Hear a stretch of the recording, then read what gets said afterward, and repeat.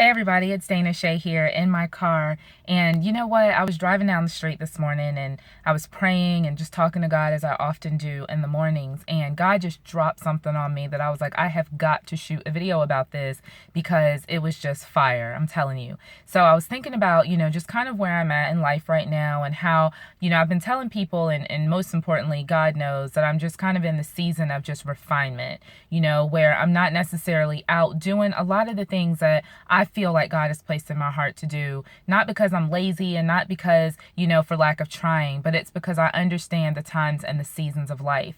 And right now I'm in a season of refinement and I'm really grateful to be in this place. And I really believe that God has given me a grace to be patient in this season. He's given me a grace to trust him. But the really cool thing that I thought about this morning that I really believe God gave me this revelation on is how many of us commit spiritual abortion.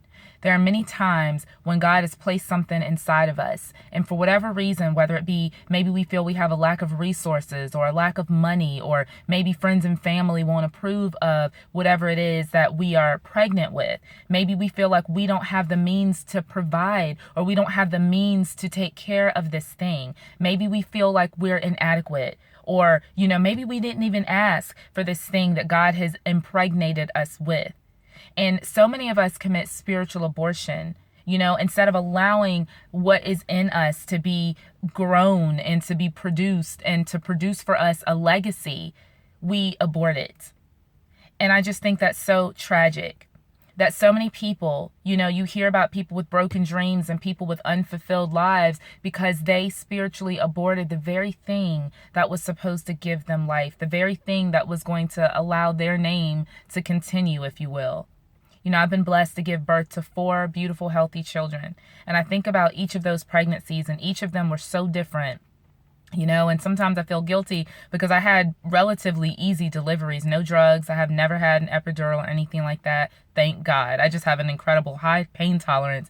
But, the thing about being pregnant is that, when you first get pregnant, it's all cute. I love looking at Facebook and looking at my friends and, how they're having babies. I just had a girlfriend today, a friend of mine on Facebook who posted this new picture of her beautiful son, and I remember those stages. I remember those times when I would get pregnant and it's all cute. You want to show off your little baby bump. Everything is new and exciting and fun.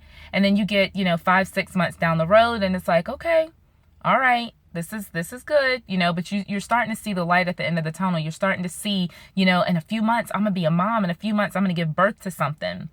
Now, come about 9 months, you're like, look, I'm sick of this. You don't feel pretty. You feel fat. You're just sluggish. You're just, this big thing has taken over your body. You don't care anymore, whether it's a boy or a girl. With our last 2, we didn't find out what they were. They both ended up being boys, but I didn't care. I'm like, I don't care if it's a boy or a girl. Just get this thing out of me.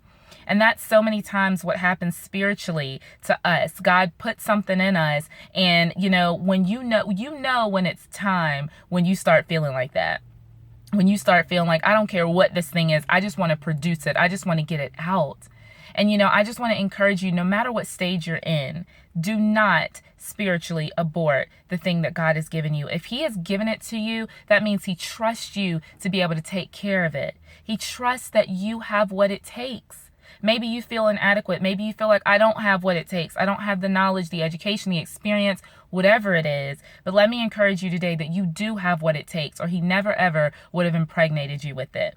And of course, this goes for physical, children as well. I am unashamedly pro-life. And I really believe, because I was a teen mom as well, that I didn't ask to be pregnant at 17, but God allowed that to happen. Obviously, I helped him out a little bit, right? But the point is that God trusted us. My husband and I, now we're married, he trusted us to be able to take care of this child that he gave us with. And so if you feel spiritually pregnant with something, take heart, know that God trusts you. And if he trusts you with that, if he believes in you, how much more should you believe in yourself? So I hope that this has encouraged you. I don't know what you're pregnant with, but I know that we're all pregnant with something. We all have great potential, and God wants to do an amazing thing in your life and in mine. So be encouraged today. Have a great day. I'll see you all on the next video. Bye.